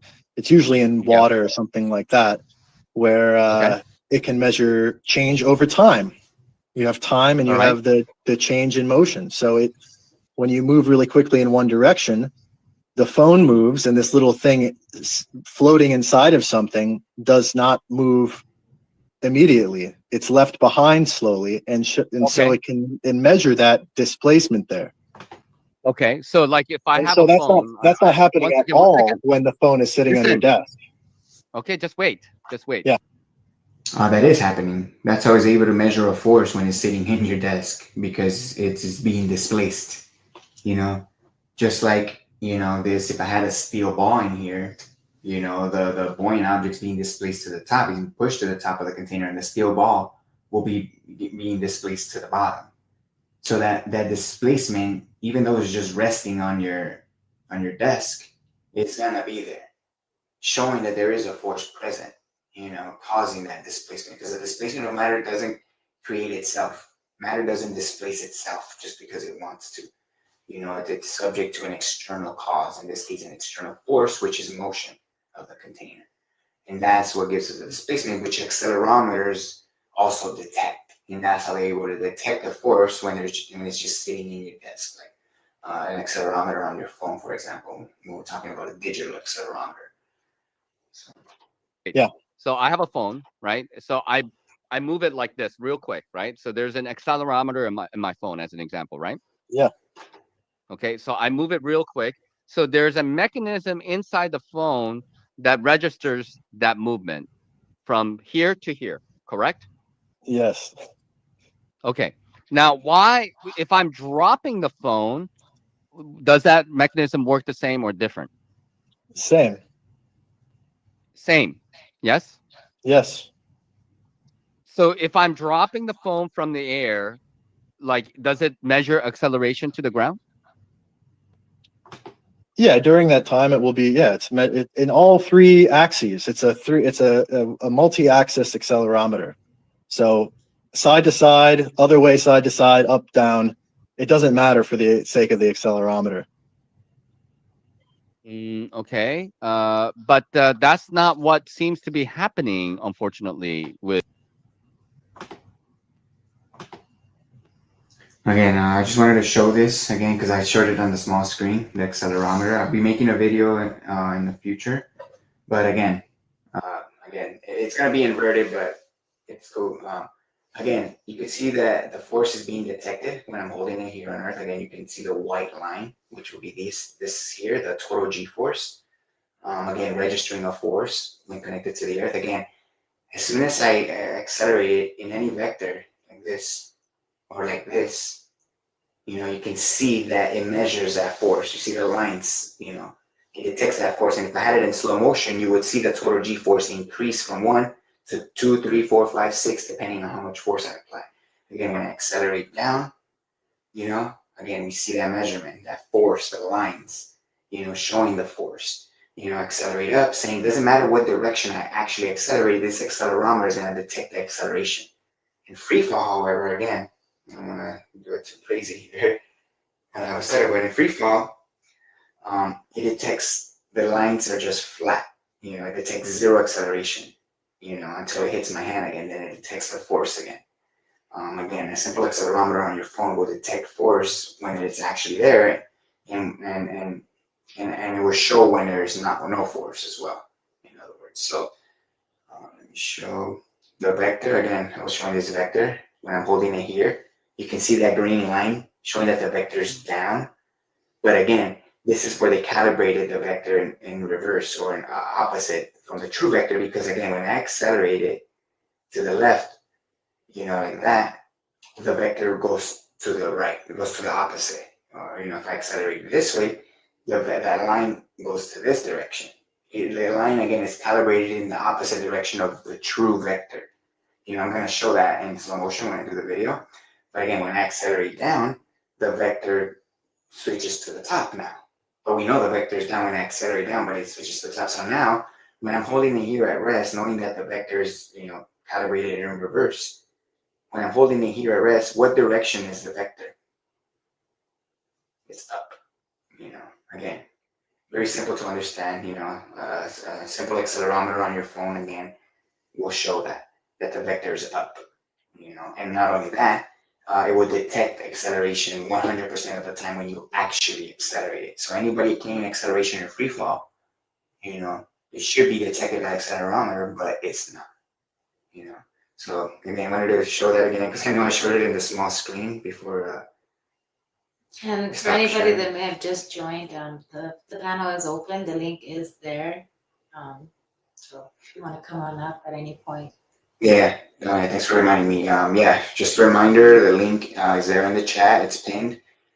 So again, if you want to have a chat about this subject, about stationary flat Earth, globe Earth, whatever you believe in, if you want to come on and share your reasoning and your logic to why you believe what you believe, the panel's open. I would love to hear your reasoning. I'm still like surprised that you don't get more callers. Yeah. I know with the amount of trolls that I've gotten over the years, especially the last year, like in the comments, just flooding the comment section sometimes, especially that I've been doing these open panels now for a while now, for over a month.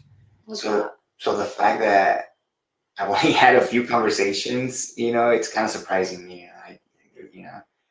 So yeah, again, the panel's open, for trolls, for honest people, for anyone, please click the link and again, let's hear what you got. I always hear them say, like, no one gives me time of day, no one talks to me, no one getting, this is the time. I mean, upper rising earthers are always talking shit, or they're always, disrespecting or deflecting or ignoring questions. they always say that anyone that agrees with upper America doesn't have answers to anything. But again, I'm having these open panels, and again, if 10 p.m., if this time slot doesn't work for you for some reason, because I don't know what you could be doing at 10 p.m. other than sleep, but again, it's a small sacrifice to make. Again, if you truly think you can prove your position, then please come on. Again, if this time slot doesn't work because maybe you work graveyard, I get it. Maybe if you did work the graveyard shift somewhere differently, or maybe you live time zone. You live in a different time zone, which is obviously, a lot of people here, watch you from different parts of the earth or world, whatever you want to call it. So I get it. Maybe you're working, maybe it's daytime where you're at, and this time slot doesn't work. So I get it. So if that's the case, but you still want to plead your case, reach out to me by email, comment on the video. It doesn't matter. I can arrange a time and place that can work for both of us, so be able to have the conversation.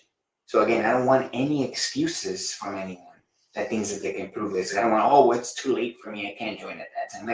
I'm telling you right now, reach out to me. We can set up a time and date to have a conversation. We'll record it. We'll even go live, whatever time you want, to have the conversation. So again, there are no excuses for anyone, and if you want me to have a chat with Witsit or Jeranism or whatever, the invitation's there, Anybody that thinks they can prove a stationary flat Earth or a globe Earth, it doesn't matter. Give them my channel link, have them reach out to me to set up a time and date if they don't want to join these open live, panels, and we can make it happen. At the end of the day, I want to put this to bed. If people think they can prove their position, that's the reason why I'm doing these open panels. And the time is now. I mean, what are we waiting for? Let's get through this. Let's just lay it all on the table, and let's see what makes more sense. What can be practically shown? What can be physically proven? Because that's the only way this subject's gonna move forward. So. Yeah, it's time to progress, not just stay behind a keyboard. And Okay. the internet's cool and all, but if you need to talk to new people, not just the same echo chambers and the same people and saying the same conversation every time you guys encounter each other in chats and stuff. It's cool and all, but it's only going to go so far. Again, if you're here, chances are you're here because you were directed here or given a direct link. you didn't just stumble upon this channel. Nobody new is gonna stumble upon, you know, these kind of channels unless it's shared. Yeah, we know obviously the YouTube algorithm completely censors channels like myself and Val's, for example.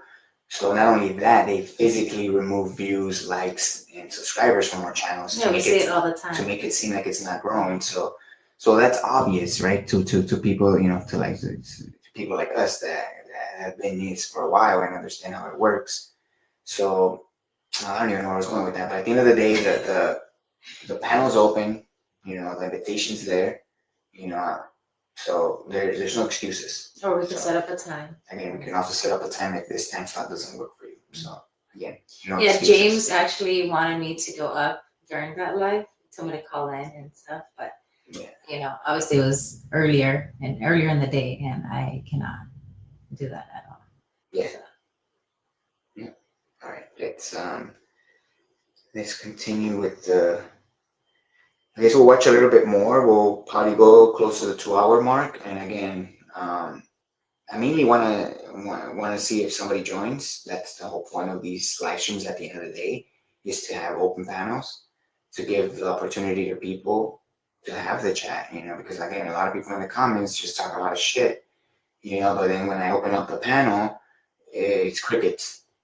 You know, and it's funny because as soon as the live is done, I wake up to a bunch of trolls again in the comments. Like, what the fuck? Like they were waiting for the live to end. to leave their comments. Like, what the fuck? Like, come on. It's kind of funny in a way, but it's like, fuck, man. Like, be a man. You know, conversating this way is so much better than having limited characters to be able to type in a comment section. Yeah, that too, yeah.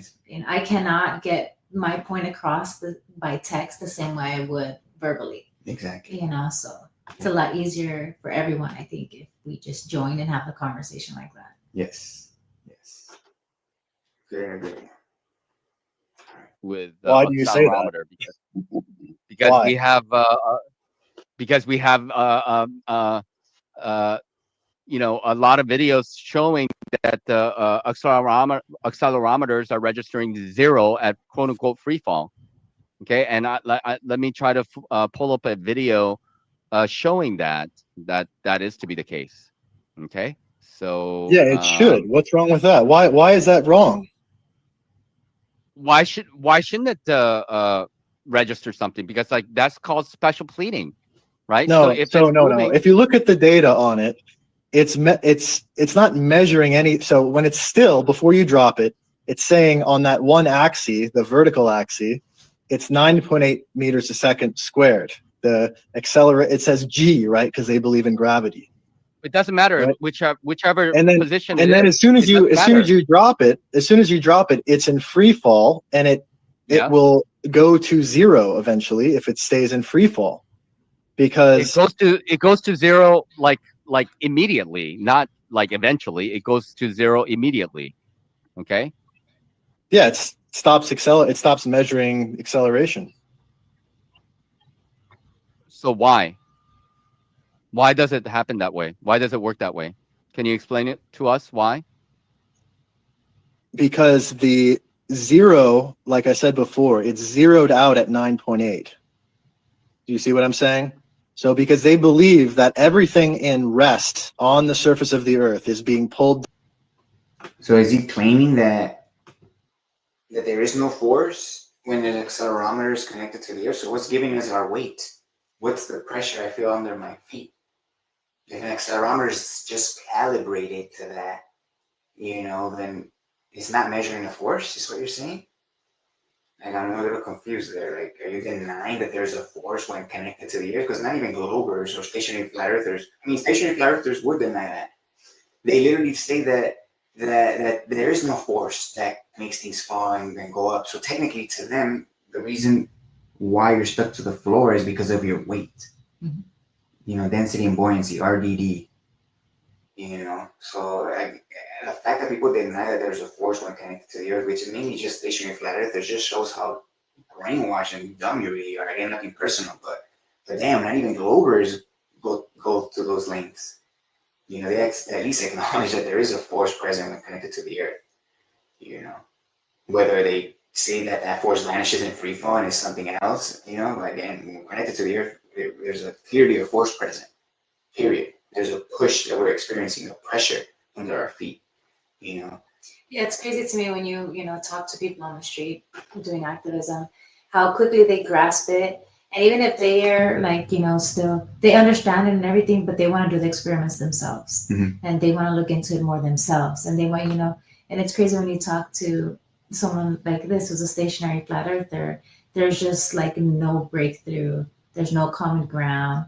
They're willing to deny reality and practical physics. And it's just the most stubborn of them all, basically. Yeah, I would say stationary flat earthers are more stubborn than globers, especially like newcomers, like new globers that are fresh to the subject, I guess, and never really looked into the flat Earth, right? They actually understand basic principles and accept basic principles way more than a stationary flat earther that's already been brainwashed to deny these basic principles. And they completely understand the upward vector. Oh, 100%. I'm surprised how well they understand it. It's like, oh shit, they understand it better than I did at first, which is a great thing. Like the first conversation I did in the last video, the one that started dancing. At first, point being is that he understood it. Yeah. He understood that the force is coming from below that's giving us our buoyancy. Simple demonstrations, and simple practical demonstrations literally show that. So when you're showing things in free fall that don't have that upwards push, like the slinky, for example, it clicks. Like you understand that, oh shit, there's no upwards push from underneath creating that anymore. So it's great to see that, and then again the fact that I'm experiencing that, oh shit, newcomers, globe believers understand this way better than motionless flat earthers. It just shows that motionless flat earthers are more brainwashed. So they're literally suffering from Dunning-Kruger, to the max, because they literally think they have one up on the globe, but if anything, they're worse, at the end of the day. So continue. Hold down at the constant G. They label one of the axes, the normal force, straight downwards towards the center of the Earth as they see it, as 9.8. So if you go in the code of any open source accelerometer program, you will see that But it has nothing to do with the program. It does. Nothing to It do has with the everything program, to do with James. it. Because look at that accelerometer in your video. When it's not moving, it's registering 9.8. When it's not moving, and then when you drop it, it goes to 0. Correct? That's what you're saying. Look, but when the way in which the way in which this phone is operating is that if I push it, there's a mechanism in there. You said that it will register movement because there's a displacement of whatever that is, like whether it is mercury or some kind of liquid or something. There's a displacement that happens in the phone that is causing this phone to register an acceleration, correct? Yes or no? Yeah, up to a certain point. But if it starts moving at a constant speed, it'll stop registering a change in. It'll stop registering the constant speed when connected to the Earth because it's experiencing the upwards vector. It's like the same thing that some other trolls will try to say, like, oh, when I drop something in a moving train, why doesn't it fall back? Why does it fall down? Well, again, because he's experiencing a way faster deceleration rate in the vertical vector than the horizontal vector. There's more of a resistance in the vertical vector, therefore it's going to decelerate in the vertical vector much faster than the horizontal. That's why it appears to go down and not back. So again, the accelerometer is pretty much almost the same thing. You have to constantly accelerate for it to register that force because it's experiencing the upwards force as well. So you need to overcome that force so you can register that horizontal force. So again, in free fall, it will measure, in my opinion, it will measure a constant force. It will measure that displacement, just like it measures a constant force here on Earth. It's measuring that displacement because there's no other vector affecting it. So it measures a constant when there's no other vector involved. So Pretty simple. Yeah. Pretty simple. In movement, right? It'll be moving if it's moving at a constant speed, right? Then it's not accelerating anymore. Does that make sense? Correct. Yeah. So if I'm like, if I have this on a trolley, right, and the trolley went from 1 to 100, it would register an acceleration, and then since the trolley is going to 100 miles an hour continuously, it will no longer register an acceleration. Yes, Correct. I agree with Yeah. you. Okay, fine. So, So in every yeah. which direction, it doesn't matter. It will register an acceleration because there's a change in movement. But when it's being dropped, because like if it's just sitting on the table like this, if it's just sitting on the table, it is programmed to be like what 9.8 meters per second squared, right? It's programmed, so it will register 1G right now.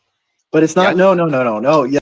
I will agree that whatever number they give the force that the accelerometer on your phone detects, whatever number they give it, that's made up for sure, obviously. The value they give the force, 9.8 meters per second, whatever, that is made up. What's not made up is the actual force being detected. That's not made up, that's there. That's obviously there. That's why it's detecting it. The value they're giving to that force, I will agree, is made up. That is, it's just a number, you know. But again, it doesn't detract from the fact that it is detecting a force. You know, and again, like I showed in my accelerometer on my phone, it detects the force in the upwards vector. You know, so again, you don't need to know the value of the acceleration or the constant or whatever the motion is to know that it is in motion.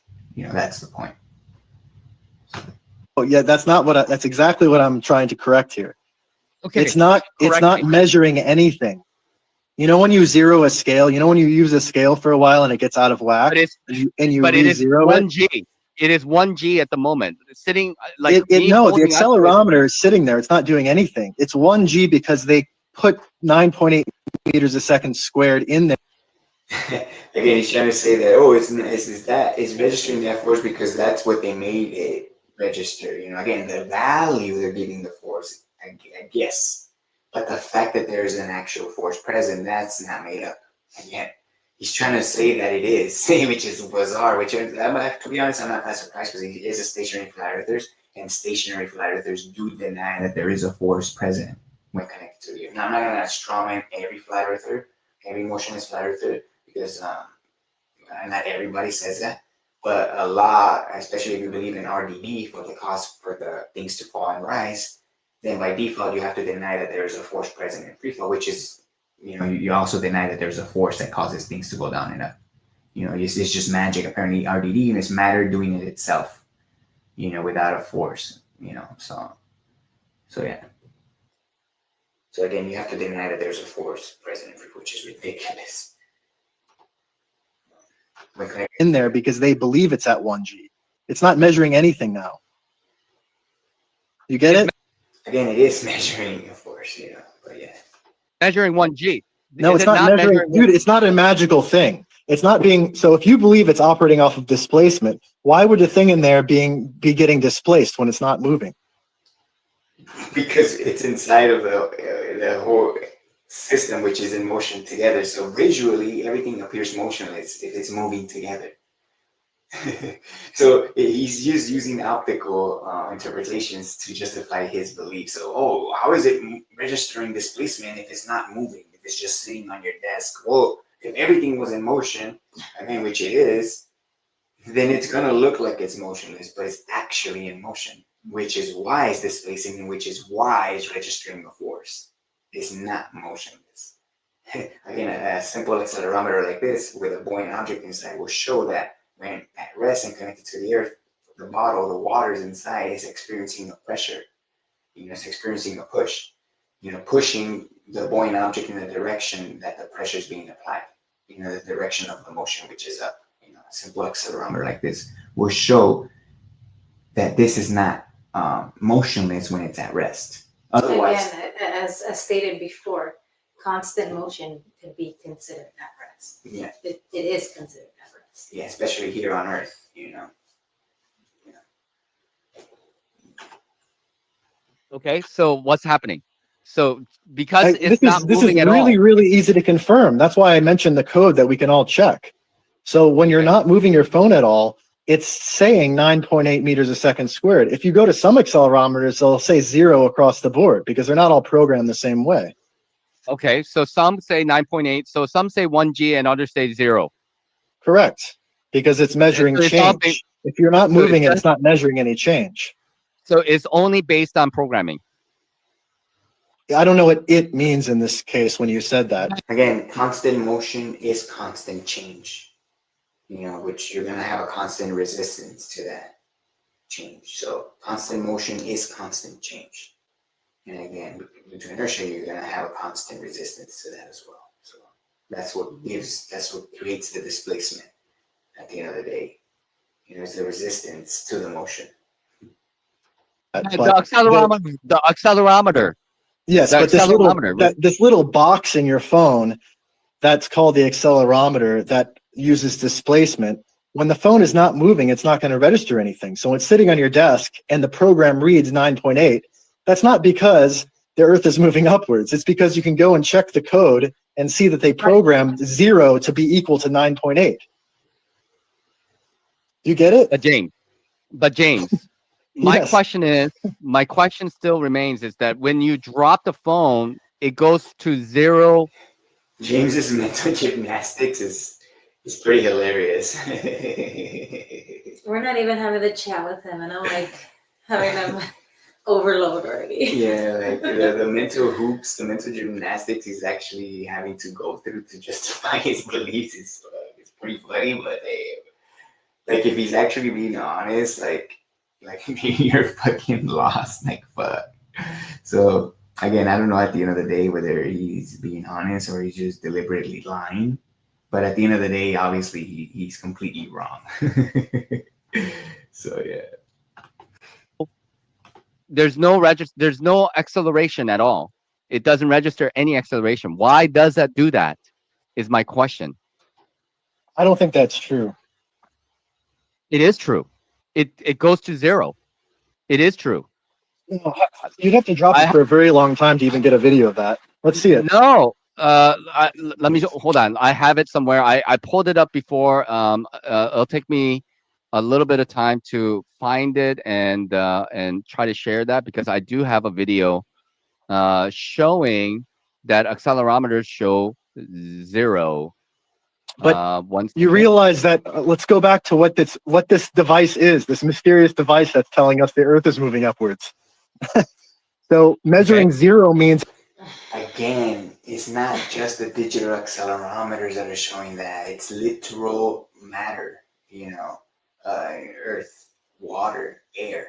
Those are not even man-made substances, that's what shows us that the Earth is moving up. Why? Because matter cannot move by itself. So if we have an object moving through water, for example, a buoyant object, we know that object's not moving itself. We understand that it's the medium that surrounds it that's pushing it. That's what the buoyant force is. But we also know that water cannot create pressure or push anything else by itself. So it's the container that's pushing up against the water, which is creating that pressure gradient, which again, it's the Earth that's pushing the container if it's connected to the Earth. So again, we don't need these digital accelerometers to prove that it's the Earth, moving up, which it does show. But again, we could go to something like this, something physical that can be recreated, and understood by anyone to show that the vector's up. So again, doesn't make any sense to try and dismiss it. Means it's not measuring a change in movement. It's either not moving or it's moving at a constant rate. That's what the accelerometer does. Yeah. Okay. So exactly. So that's not a proof of the Earth moving upwards. But listen. But here's the thing. But like we agree. He's willing to call accelerometers magic, right? But the force that accelerates matter without displacement is not. Crazy how an accelerometer is magic, even though it can be literally shown, how exactly how it works, can be taken apart, the components of it, the principles of it, all of that can be understood, recreated, and demonstrated to work every time. Yeah, it's magic to him for some reason. But acceleration without displacement and free fall is not. A multi-directional vector, going against itself simultaneously, is not magic. That's not magic, An accelerometer is magic, though. Like, what the fuck? See that objects are accelerating to the ground. I mean, like you say that it goes faster and faster over time, doesn't that? So Yeah, it is yeah. accelerating, The phone? right? No, if any object, it doesn't matter. If it could be a phone, it could be a water bottle, it could be a bat, but like time over distance, it's going faster and faster. Until it reaches critical velocity, then maybe it won't measure that much acceleration. Terminal. Yeah, but at okay, until terminal velocity it's at a constant speed until whatever. But like till that time, there's a quote unquote acceleration to you. Yeah, I'm not disputing that. Okay, then why is it not registering that acceleration? Is my question. There is an acceleration, clear acceleration to you, being dropped from an airplane or even higher. Let's say, Felix Baumgartner. He's an object. He jumps off, 120 some thousand feet. So he goes all the way up to Mach 1.25. Let's just agree that that's what happened. We agreed that Felix Baumgartner went faster than the speed of sound. So that's acceleration. He didn't just get to I realize Mach, that. So let's see your video of what you're trying to say. Because what you're trying to say is that the phone. Yeah, go ahead. Let's see it. Well, I think people have a hard time. So again, faster than the speed of sound in free fall, but with no detection of acceleration. Like, that's fucking crazy. An accelerometer will not detect something going from 0 to faster than the speed of sound, which is over 700 miles an hour. It's not gonna detect that acceleration. Come on. It's magic, right? It's magic. It's like in the moment they'll say anything, Pretty much. but you can tell they're not thinking this through. Yeah. So again, we're gonna go for another 10 minutes, at least 10 minutes, 15 minutes, to see if anybody actually joins. Yes, again, it's so weird. It's like 2 hours in already, and I've had the link from the start. other channels get so many calls, even if they're trolling, even if it's Yeah, Dell doesn't really get that many calls either. So again, it's just they're kind of picky of who they want to talk to, right? It's kind of weird, but yeah, again, the platform's open. Every time I do these late night live streams, the panel's always gonna be open from the start for anyone that wants to join. And again, if this is not a good time slot for you, you can reach out to me in the comments or by email, and we can set up a time that works for you. My schedule's flexible, and again, if we schedule this ahead of time, we can make it work. So again, there's no excuses for anyone. I don't want anybody to have any excuses about why they can't join the platform to have a chat about this. Again, if you think you can prove the globe Earth or the stationary flat Earth, reach out to me. You can join the live streams, or we can set up a time. So again, there's no excuses for anyone at this point. So I think people have a hard time with the idea of the Earth actually moving upward. Where for me, that's not how I think of it. I think of it as like an electrostatic movement upward. We don't need to think about it as terms of anything, though. I think that James, if I listened to you correctly earlier, I think you agree with what I'm saying. I don't. No.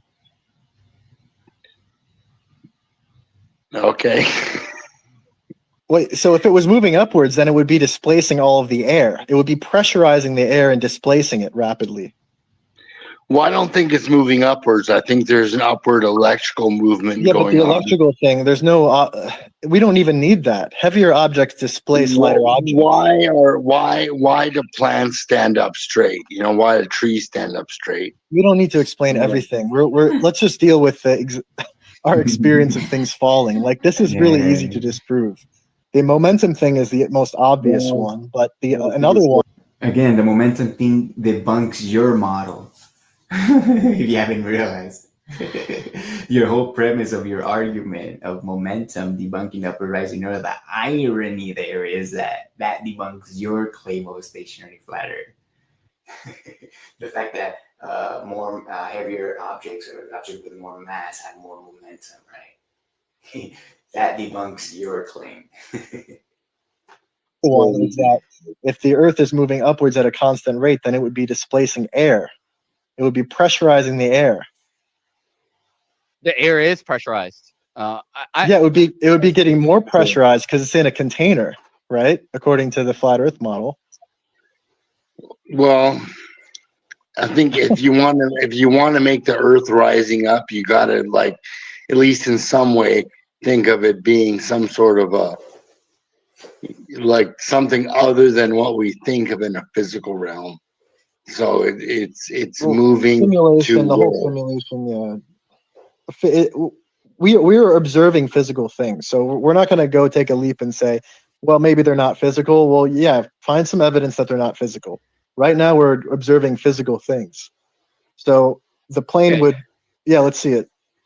Yeah, let's watch this video for a second. It's about 3 minutes. I'm going to try to. I can't change the speed on it, but let's. I think this is the right Throwing my video. phone for science. Gravity found and measured. Hey there. About 8 months ago on Twitter, I was debating flat earthers about gravity. They kept saying silly things like gravity can't be measured or proven or demonstrated. Yeah, I know. So I said, download an accelerometer app, throw the device in the air while using the app, everything goes to zero during freefall. That's not buoyancy, that's gravity. Even the baseline is measuring gravity. Jeez. And I added a screen recording of an accelerometer app on my iPad while I threw the iPad in the air. And you can see the free fall from the throw right there. This was my response to a question by a particularly level-headed and well-mannered flat earther asking me to show gravity in a lab. Of course, my answer got no response, but the accelerometer app still registered zero gravity during freefall. Now, there's plenty of videos showing accelerometers at rest and motion and how gravity is... Funny how accelerometers measure gravity only when connected to the Earth. And again, like I showed in my accelerometer, the vector one, it measures it in the upwards vector to top it off. So it's no given that in free fall, it doesn't measure gravity because there is no force of gravity in free fall. The force of gravity of the Earth is a push, not a pull. And that's why accelerometers only register that force when literally physically connected to the Earth, when it's technically at rest. Again, when it's displacing in free fall due to inertia, it's not experiencing a force. And that's why accelerometers don't detect that force or any acceleration for that matter. So is measured on at least one axis. I recommend checking them out. Now, some of the flat earthers didn't believe me that I was throwing my device while using the accelerometer app. So this video is to prove that as well. I'm recording here in my backyard, and there's the screen recording of the accelerometer app. And this is the matchup, which shows how I'm filming me throwing the phone of the screen recording on the left. With a little shake for the proof. Hi there. One more shake for the matchup and throw. Boom. Look at that. Everything goes to zero. And once more to prove it's repeatable, there it is again. I think this is pretty cool.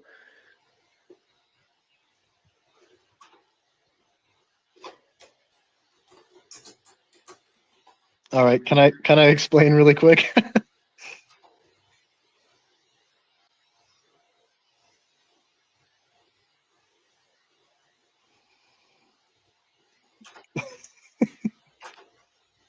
all right, that's gonna be enough reacting to that. I feel like I got my point across when it came to the momentum aspect of his argument. The irony, he only debunked himself at the end of the day, so it was kind of funny to go through. But again, the invitation's there for anyone. Again, unfortunately, nobody joined the panel today, but at least we got to go over some of the logic that was used by James and highlight how faulty it is. In other words, he probably just doesn't have an understanding of what he was saying. But at the end of the day, again, if he wants to clear anything up, James, I invite you to have a conversation with me. Again, if you think that I misrepresented you or anything like that, we can clear things up. Don't be shy, to reach out. And again, that goes to anyone out there that wants to have the conversation. yeah, so I'll leave it with that. Anything you want to say? No. But yeah, I'll be working on the accelerometer video. Hopefully, I can get it done within the next week. Again, it's not even that hard. It's just that we're having to work and having to make time for these debates, and obviously having kids and all of that, So even a 30-minute window is hard to come by. So hopefully, I can get that video done soon because it is very important. It does show, a lot, about our reality at the end of the day. So yeah, we'll leave it with that. But yeah, we'll see you guys on the next one. Thanks again. Yeah. Thanks for joining. Yeah. Peace.